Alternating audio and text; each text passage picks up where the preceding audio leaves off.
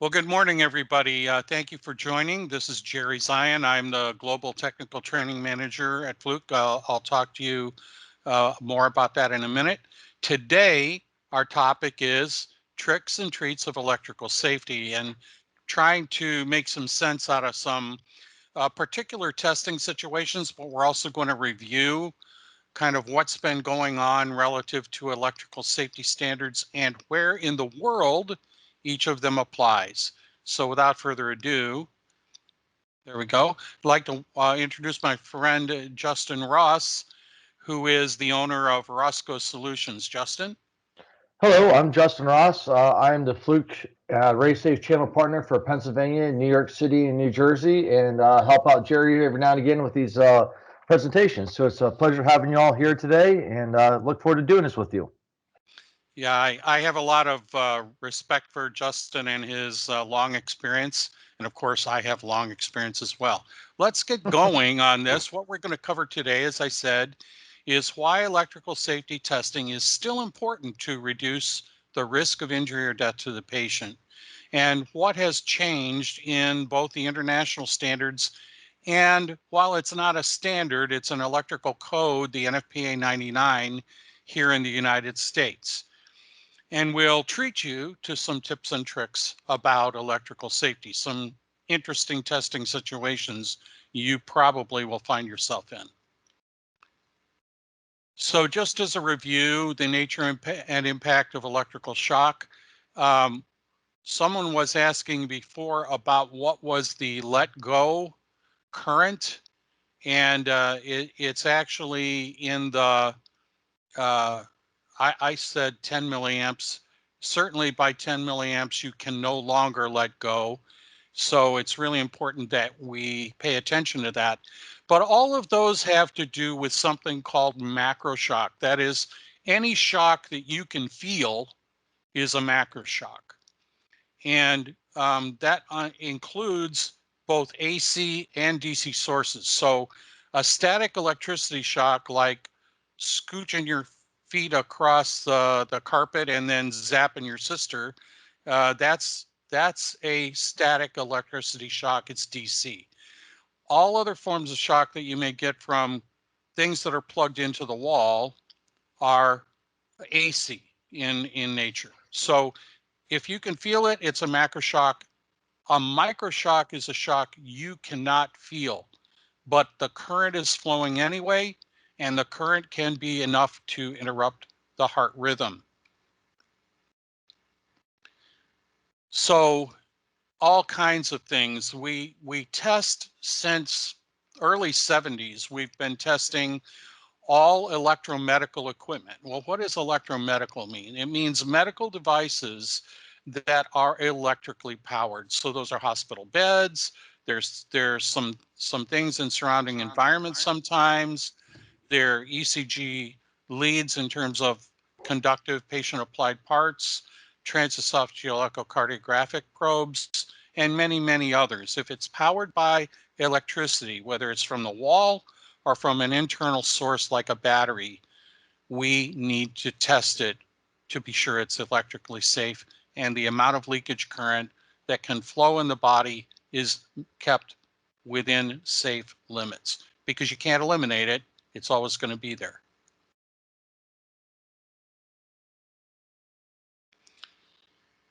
All right, so when do we do electrical safety testing? Well, the manufacturer does electrical safety testing on the medical device during its design and its design validation testing phase. The type testing is the same part of that testing. Acceptance testing occurs when the medical device is received at your hospital or medical facility to ensure that it's safe and effective for clinical use before it goes into actual clinical use. Sometimes we call this incoming inspection.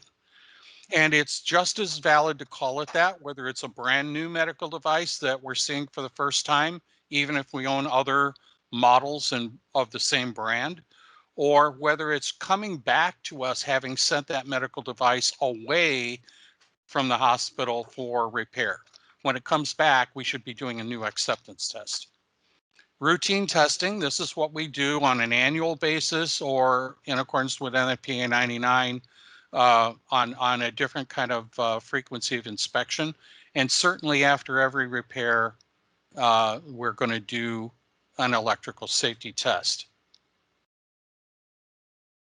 So here are some standards that apply.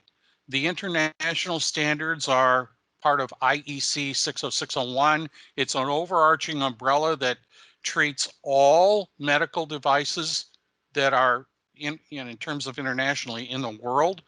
The IEC 60601-1 is the electrical safety standard, the international one that applies to the medical device manufacturer. Sometimes, and in some parts of the world, it is the only one that's been adopted as an electrical safety standard, and so it gets used by hospitals and medical facilities. But typically this one has a couple of tests that will tend to reduce the life expectancy of the useful life of the medical device if we repeatedly do that testing. Because it's designed for type testing, it's not designed for repeated use. Anyway, we sometimes might use this for acceptance testing if the manufacturer of the medical device has used it in their factory for their final assembly testing just before it ships to us. And again, trust but verify is the reason. IEC 62353 is an international standard that where the standards committees have recognized that repeated use of 60601-1 for electrical safety testing is degrading to the useful life of the medical device. And so it is a subset of the IEC 60601-1 tests. And in fact, depending on the testing methodology, because there are 3 different ones that you're going to use, there could be a very, very abbreviated amount of electrical safety tests that need to be done. In the United States, the NFPA 99 code is presently being used as if it were an electrical safety standard because the part of the government that reimburses hospitals for cost of care for Medicare patients has mandated that we do 2 things, which are a little confusing. We'll get into that a little bit later. But these are for recurring tests that you're going to do at least once a year, post-repair testing that we're going to use either the NFPA 99 in the US or the IEC 62353. The IEC 610 is a special circumstance. It is actually a design standard. It gets used for validation testing, but it also gets used for certification of new clinical laboratory equipment installations. And there are just 2 tests that are very specialized that get used from the IEC 61010. Otherwise, it's not important. And as I said, these are all about clinical laboratory devices. So we're not going to go in and talk about that very much today. If you have questions about clinical laboratory on, I'll call it onboarding or bringing into the hospital for the first time, then that would be something that we would cover in a different subject. All right, so who should use IEC 60601? As I have said, the medical device manufacturer for sure, and some service depots, depending on how extensive their tear down and reassembly of the medical device is for the repair that they're doing. Same thing for hospitals. You may choose to use IEC 60601-1 post repair. You don't have to, but you may choose to. But it's mainly targeted to the medical device manufacturer. They use it along with their in their design validation, and out from that testing comes the part of the test procedure that you're going to follow that is in the service manual that is brand of medical device and model specific. We may use it, as I said, for incoming inspection or acceptance testing in the hospital. So, and we'll talk more about that in a little bit. There's been changes in this standard from the second to the third edition that I want you to know about. A renaming of a particular test is important for you to realize. The test that we used to call chassis leakage or enclosure leakage in third edition has now been renamed touch current. And that's because it is the current that will flow if the patient touches the medical device, or if the caregiver, the doctor or the nurse, touches the medical device and touches the patient at the same time. There's a current that will flow. It may be a risk current that could be dangerous to the patient whenever the patient has an indwelling catheter that goes into their vascular system or it goes into their heart. And so it's an important test to do. We cannot avoid this test. This test must be done. And it is a test that not only applies in the 60601-1, but also in the 62353 and in the NFPA 99, although you won't find it named specifically, but it has to be done. So this one, the reason we show aluminum foil is not because we're going to go have lunch every time we come to this test, but it is because the kind of current flow that's happening here. The medical device has conductors inside of it. It is enclosed by a non-conductive chassis these days. More and more, it's plastic. And there may be no conductive test points on the outside of the medical device, but we still have to run this test. So how are we going to do that?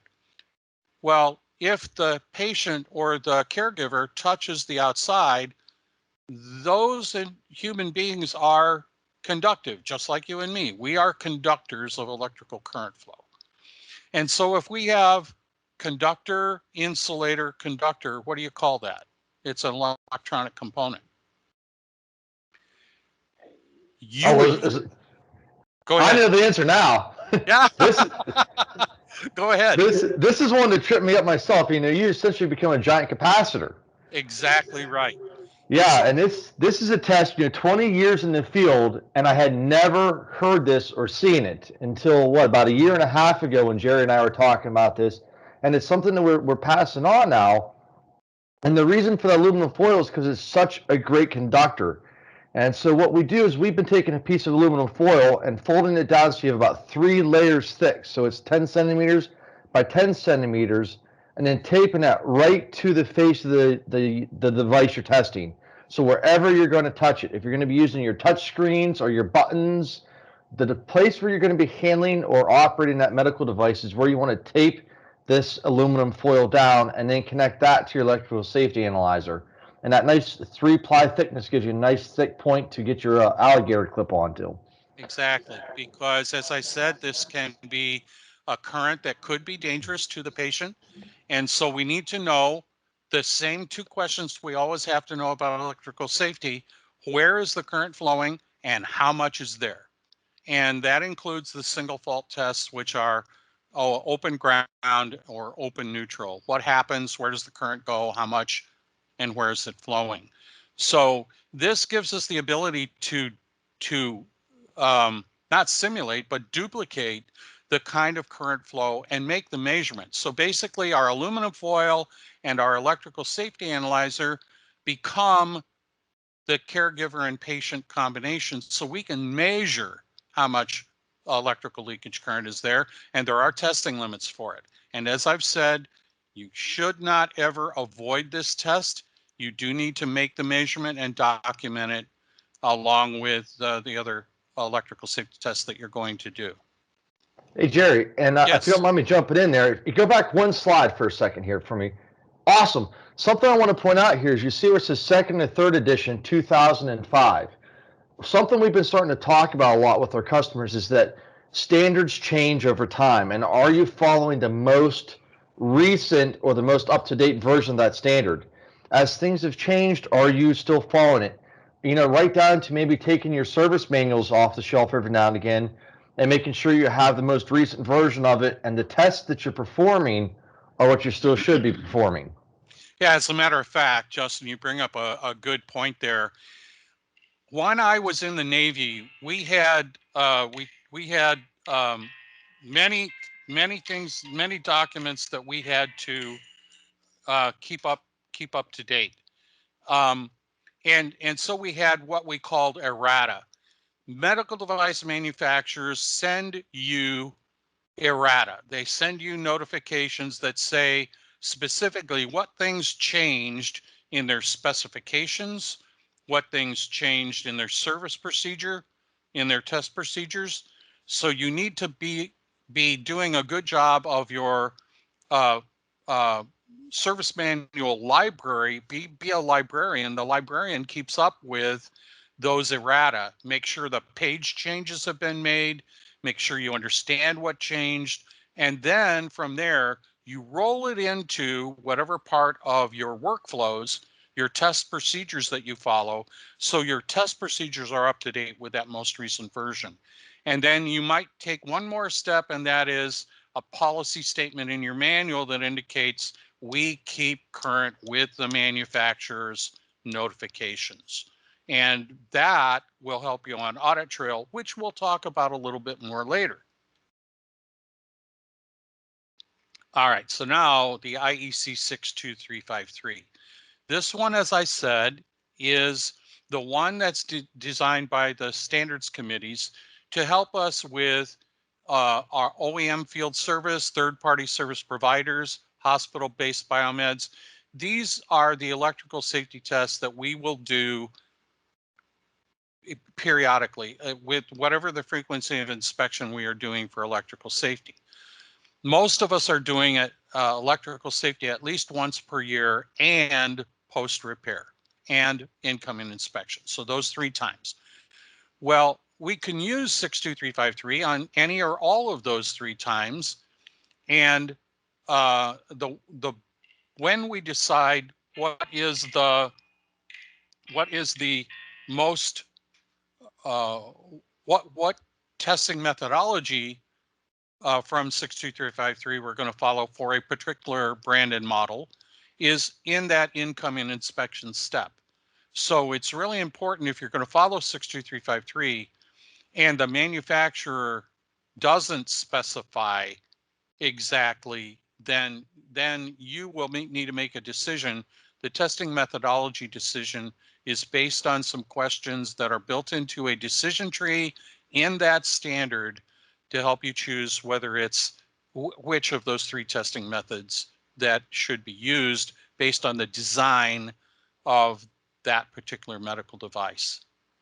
All right, so anyway, the part of our US government, CMS, that controls reimbursement for cost of care specifies that we must follow the manufacturer's service manual test procedure, but then it also says that it allows the NFPA 99 to be used in the United States. Sometimes that is a conflicting, and we'll talk a little bit more about that in a minute.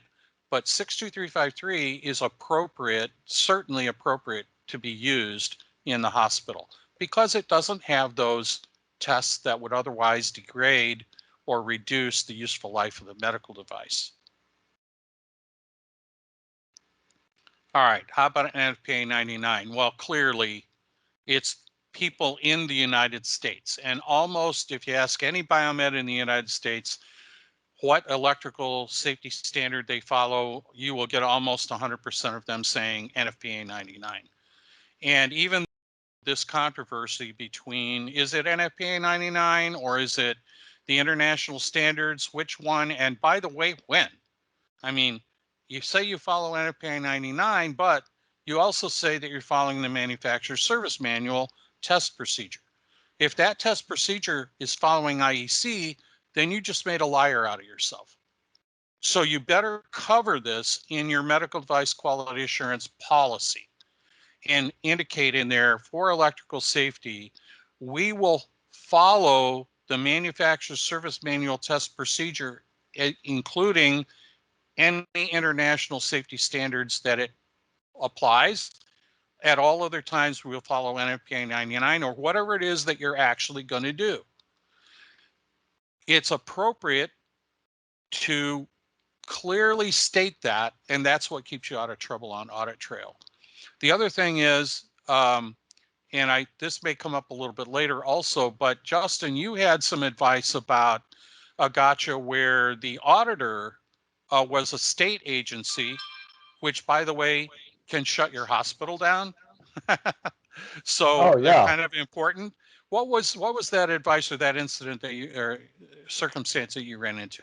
Well, we alluded to this earlier, is making sure that you have the right version of the NFP99 or whatever test you're testing to. And in our case, it was that we were testing to 1 year and they were following another year. And unbeknownst to each other, we were both talking NFP99, but we were two different versions of it. So, it is imperative to make sure that you have the most recent version or that you're following the version that your municipality is following. Just because the NFPA may have updated this year doesn't mean that your local municipality has also adopted this year's. They might still be on Yeah. 3, 6, 9 years ago, in which case that's the one you need to be following. And that's the gotcha on audit trail. That So is. be careful, be sure, but always make a clear, precise, and accurate policy statement in your medical device quality assurance program. That's your quality manual for the work that you do for hospitals, whether they're the hospital you work in if you're an employee, or whether they're a client facility if you're a third-party service provider. All right, moving on. Unchanged in the NFPA 99, and by the way, it's certainly spelled out in NFPA 99. It's not so much, there's no periodicity or inspection frequency specified in the international standards. They are specified in the service manual test procedures.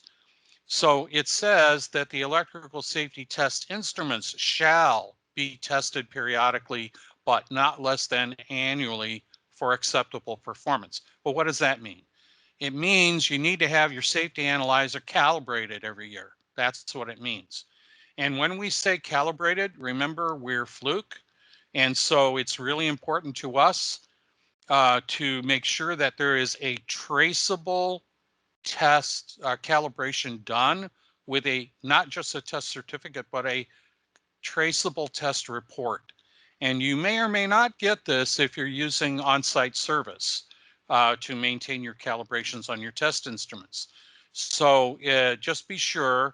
We're showing in this slide an example of a short unbroken chain that is 100% traceable back all the way back to SI units of measure, which is what we need to have. And this is important so that an electrical safety test done here is the same electrical safety test based on the same calibration and units as may be done wherever the manufacturer of that medical device is, which may be somewhere else in the world, and vice versa.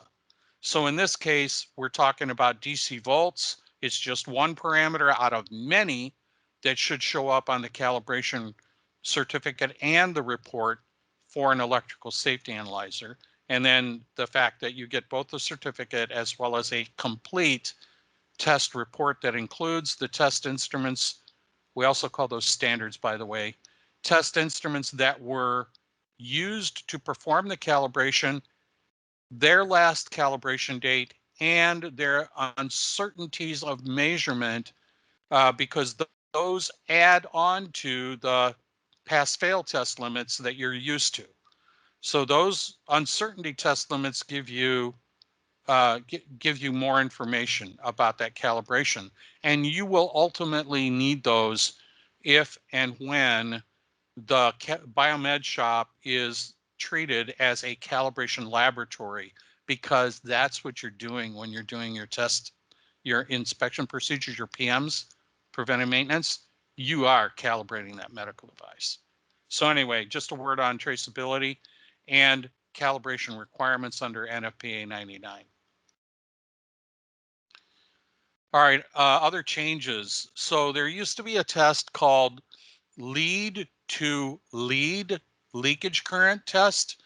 It is each lead in turn tested against all the other leads tied together. And by leads, I don't mean just ECG. I mean any continuously conductive connection to the patient from the medical device. Anything like that needs to be tested. Now, it used to say you had to do those tests. Now, it's no longer required since 2012. All right.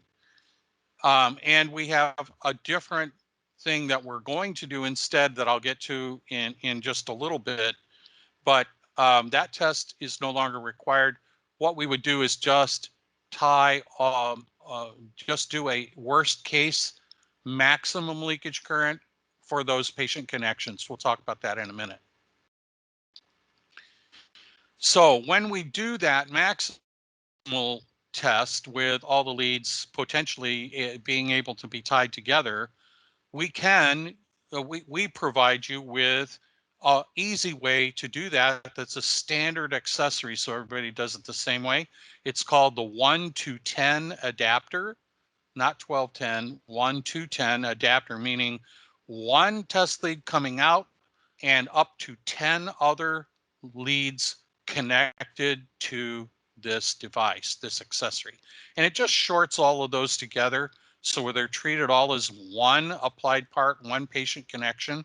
And then that goes into the leftmost top lead post on the safety analyzer. It can be used with any of our electrical safety analyzers that do applied part testing. And so what you see in the picture to the right is a defibrillator monitor being tested where all the ECG leads are tied to the 1 to 10 adapter. We have two leads connected there for pads or paddles.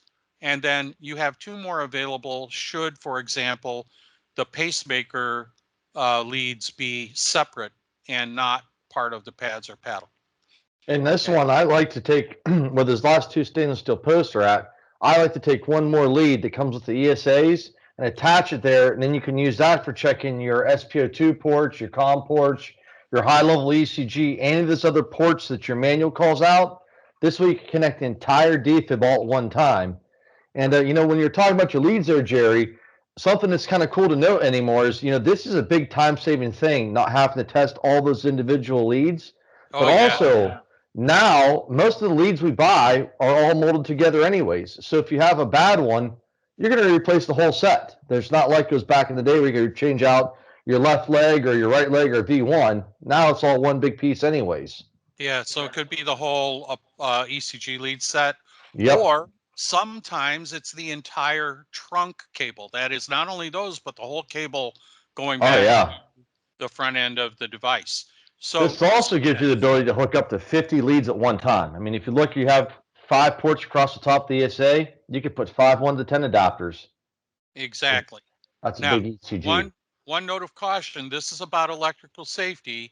If you're using like our electrical safety analyzers that can do applied part testing, we also give you a bonus of being able to simulate ECG out the top. It's not for the ECG simulation, that wouldn't work, but it is for the applied part testing that has to be done during electrical safety. Okay, moving on. There were changes to NFPA 99 about how we define the term space, as in patient care, vicinity, and spaces. Justin, you had some guidance about this. Oh, yes. This is a great slide, especially when you're considering the modern healthcare arena where we're talking about these COVID patients and having to possibly open up additional places in the hospital that are considered patient care areas.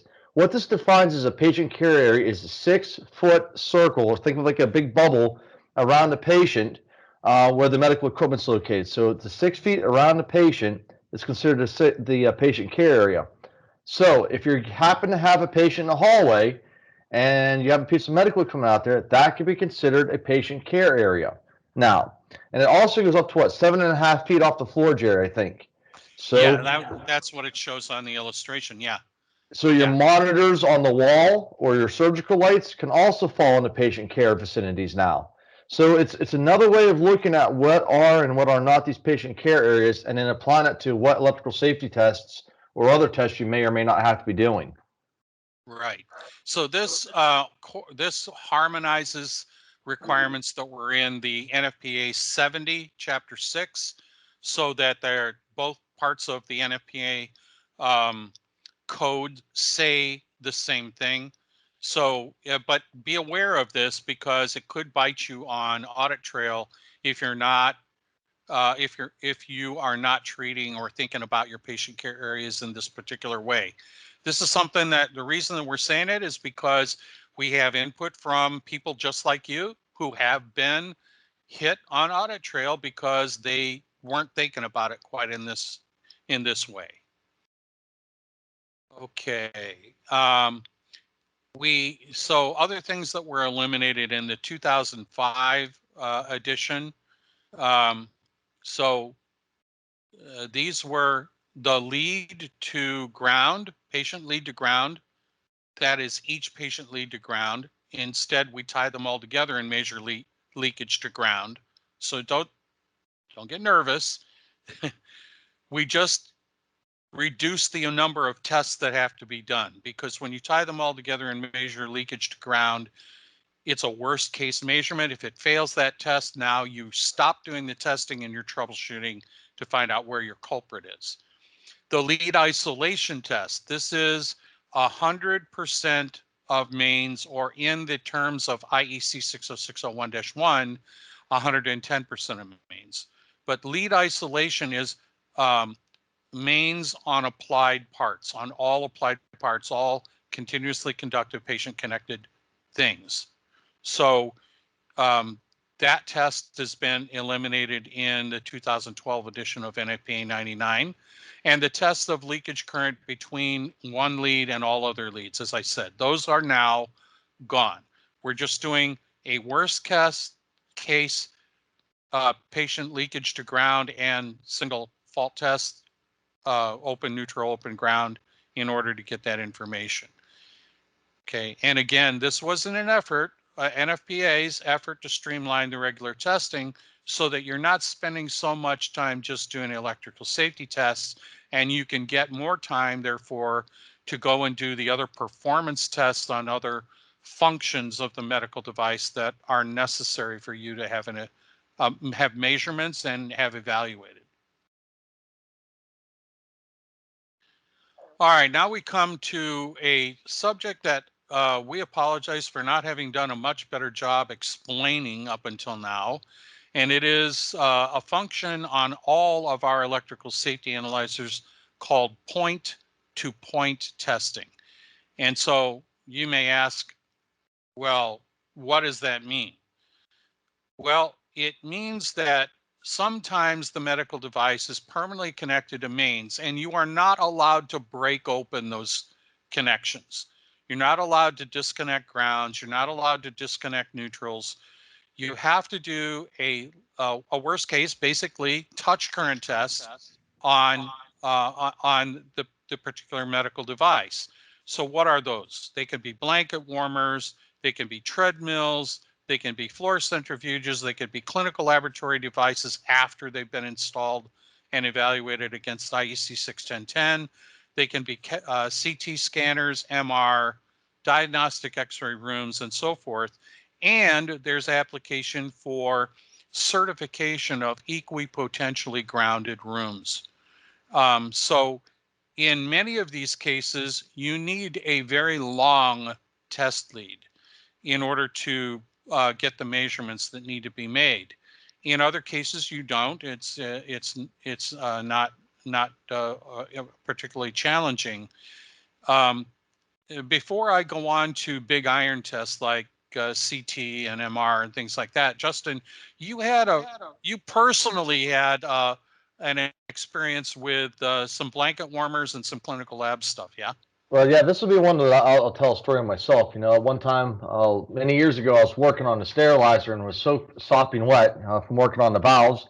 And I came out of substerile through the OR and went to talk to a buddy of mine and the other substerile. And I walked into the door, I stuck one wet hand onto the stainless steel scrub sink and the other wet hand onto the stainless steel blanket warmer, and got quite the wake up call. I received a bit of a shock there. And what the end result ended up being is a loose bus bar way down. It wasn't the sub panel; it was way down in the mains panel. They were doing some construction, and it was loosened up, and somebody forgot to tighten it. But that also made me think of, it's so easy to do this test, and it takes such little bit of time. Why don't we test? Why don't we do it? And that was a bit of a wake up call for me there. And then the other part of it is hospitals vibrate. So if you have AC motors, your elevators that are vibrating, your elevator motors that are vibrating, any of those AC motors vibrate and they make the hospital vibrate. So it is possible over time for ground lugs to loosen up, especially back in the days when we used to tin all the wires. So you tighten it down on that tinned wire, then over time it vibrates a little bit and it's going to shake loose. That's why we no longer tin the end of our wires when we're putting them into the receptacles or into the gang boxes. So it is possible for these things to loosen up, and it's so quick and so easy to test that why not? And in my case, it just happened that we had a component failure. We had the heating tray break on our blanket warmer, and it arced to the outside chassis, and I just happened to be the person to ground it out. So I guess thankfully it was me and not a patient. Yeah, because last time I checked, you were not NIST traceably calibrated, Justin. But boy, your I did let eyes the magic lit blue up, smoke out. and I'll bet money the leakage current value, the shock current value, actually displayed on your eye. Pretty much, it pretty much did. All right. Well, so let's talk about some other testing situations, especially that would need to make use of this 50-foot test lead, or maybe two 50-foot test leads, depending. So in some, I can't speak for all, but in some CT, MR, and diagnostic X-ray room installations, including cath labs, the manufacturer requires a breakout panel where they provide access to the hot and the neutral and the ground. Not for you to disconnect at that point, but for you to be able to make measurements accordingly. And that's applicable here if we were going to want to measure, have a reference point that is ground, okay? Now be careful with this, because sometimes the ground is not going to ground, it's going to an isolation transformer secondary. And that is not ground, and it will not give you a total leakage current for the room. So be careful about this at the same time as taking advantage of it. So what you would do is connect your black test lead on there, but recognize that you need your safety analyzer with you unless you're going to two-person it, have two people doing the test. You need to be able to see the display screen on your electrical safety analyzer. So what you're going to do is connect the black. These have a red and the black connection on the front of the safety analyzer. The long cable is going to go to the black test lead, and your shorter cable, the test lead, is going to go to the red. And you're going to walk around, you're going to do your leakage current measurements accordingly to the touchable surfaces around that 6 foot by circumference by 7.5 foot tall touchable area in the room, the definition of the room. And you're going to make leakage current measurements there to make sure everything is within safe leakage current limits, and it is leakage hopefully to ground, but at least to the secondary of the isolation transformer. So that gives you a way to do that. In equipotentially grounded rooms for certification, you have to make a voltage, a current, and a resistance measurement for each metal or conductive surface within 6 feet of the patient care area, which there might be more than one in an OR or in an ICU or sometimes in an emergency room. And so you're going to need that, again, you're going to need that long black test lead because you have to reference to the dedicated ground coming into that room. So you need that longer test lead to be able to do that. Hey, I'm So right here. Here's another tip for a trick for you. Tip. It's going to be a tip or a treat, either way you want it. Another one is when you add this lead in, someone will ask about what's the end of this lead look like. Well, you can see it there in the picture. It's just our standard banana pin connection.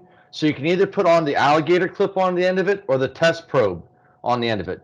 But in either case, once you introduce this new cable to your safety analyzer, take the two leads, your long one and your short one, and connect them together, and then go to the point-to-point testing, hit resistance, and zero the leads out.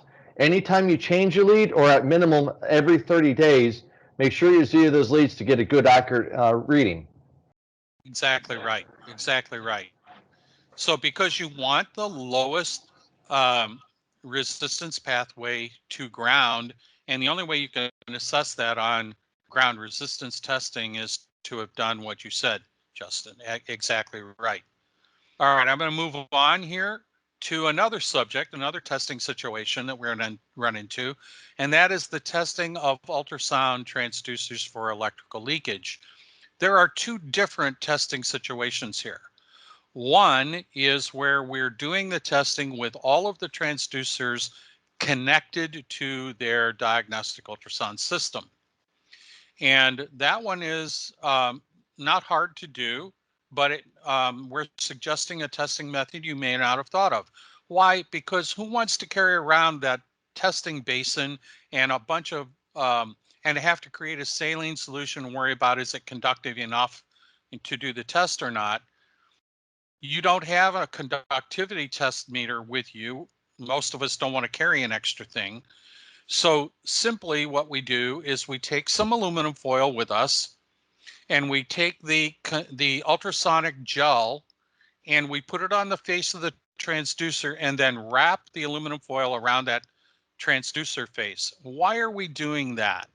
Well, it's to protect the face of that transducer. We don't want scratches or mars on that transducer face. We don't want to damage it. By the way, whether you know it or not, one of the reasons why we do testing of transesophageal echocardiographic transducers is that goes down the patient's esophagus to image the heart from the backside outward, and patients bite through the armored jackets on those. So we don't want to do damage like that to the transducer. That's a very expensive damage. And so by doing it this way, we make good electrical contact with conductive gel as well as the conductive aluminum foil. And just once again, we clip our test lead to that aluminum foil. And we do that for each transducer. And so you're going to make a series of measurements for uh, applied part leakage here. In this case, for I'm pretty sure we would do it this way. Although you could use the 1-to-10 adapter, I suppose. I've just never tried that out. The idea here is that we're able to make the measurement of leakage current to ground for these patient applied parts. All right, so that's a testing scenario. It will have a higher leakage current measurement result than the second environment. So these two environments, these two testing situations provide a very different value for leakage current. The second one is the transesophageal echocardiograph transducer, which since 2014, no, maybe later. Well, in the last 2 years for sure, there is a standard of care which requires electrical leakage current testing between each patient for TEE probes. And it's most easily done during the cleaning and disinfecting cycle between patients. So what we need is a conductive medium for that transducer. And it turns out that the disinfecting solutions are sufficiently, typically, if they've been mixed properly, they are sufficiently conductive to participate in our testing circuit. So usually this test is done by the cleaning technician in central processing. but they're not technical people. So there's something called a ULT 800, which they use to make a pass-fail, a go, no-go test that includes this really two tests. The first test is test my disinfectant solution and make sure it's conductive enough.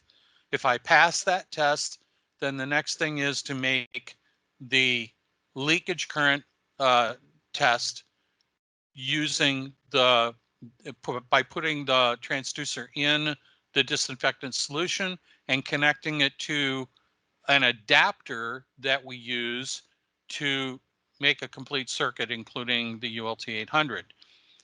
If that fails, then the cleaning technician is supposed to call for Biomed, whoever's providing that service, to come up with their regular electrical safety analyzer. And the picture to the right shows our ESA 615 to do this test because the leakage current test failed on the ULT. So we're going to leave the transducer in its cleaning solution in the basin or the tubing on the wall or the washing machine style thing that's used for TE probes and endoscopes. And we're going to make just a leakage current measurement by connecting the connector of the transducer and then putting a test probe in the cleaning solution as well. And so that completes the circuit with our safety analyzer able to make the measurement, but this will be a much lower value compared to the value that we get with the first testing situation. And Justin, in you there, I was going to say, in there, there's another little treat. If you look at the top, the safety analyzer, there's an adapter that we sell. It's an ESA adapter. It's one of the 615 accessories that allows you to hook the ULT 800 dual conductivity probes or the adapter plates right to the ESA. It's not a very expensive adapter at all, but you will need two of them, as you can see in that picture there.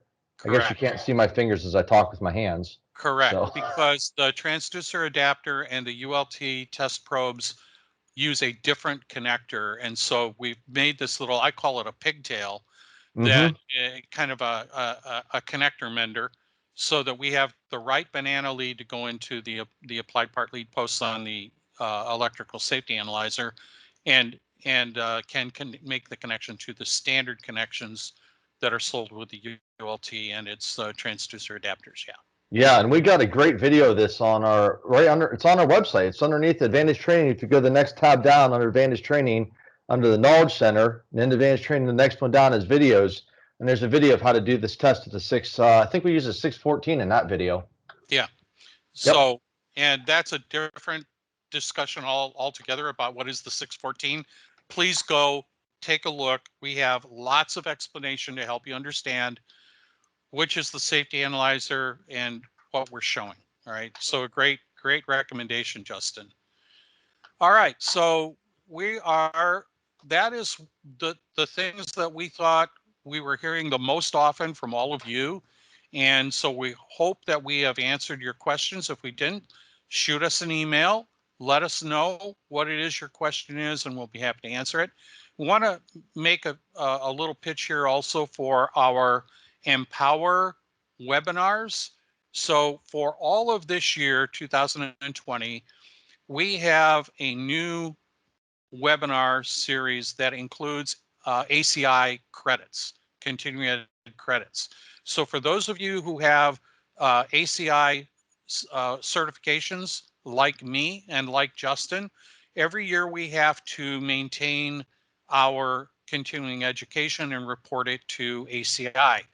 And so the way what this lets you do is take advantage of two things.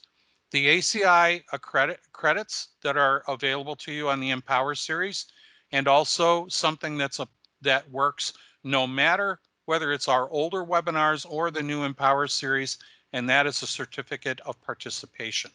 That is your objective evidence that you have completed some training, and you can tie that to your diary entry for ACI to maintain your certification as a CBET. So we want you to know about that. Advantage Training Center is open to all. It's free. All of these are free. You don't pay us anything because we believe, just like our founder, John Fluke, the customers deserve a little more than they paid for. And that little more here is all about training to help you be sure you never fail to be able to use our test equipment correctly and get the measurements you need to make.